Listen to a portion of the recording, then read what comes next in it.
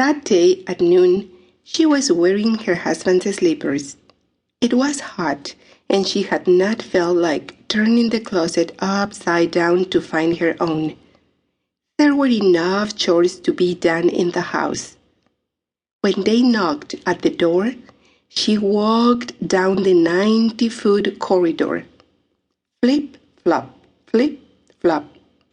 For a second, she thought that perhaps she should not open the door. They were knocking with unusual violence. But it was noontime. She had always waited for them to come at night.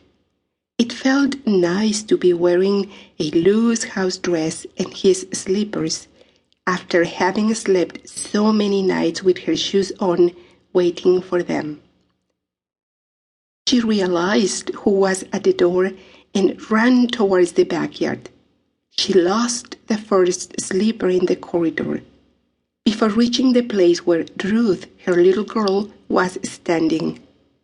She lost the second slipper while leaping over the brick wall.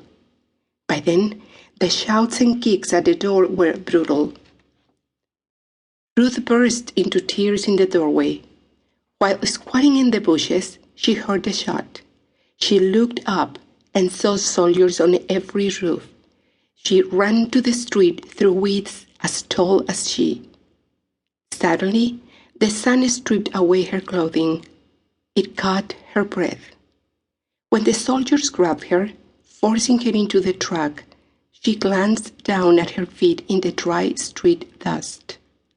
Afterward, she looked up. The sky was so blue that it hurt. The neighbors heard her screams.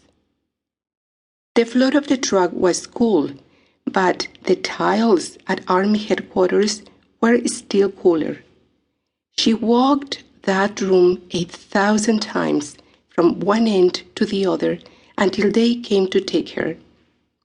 Through a peephole under her blindfold, she could see her feet on the tiny black and white tiles.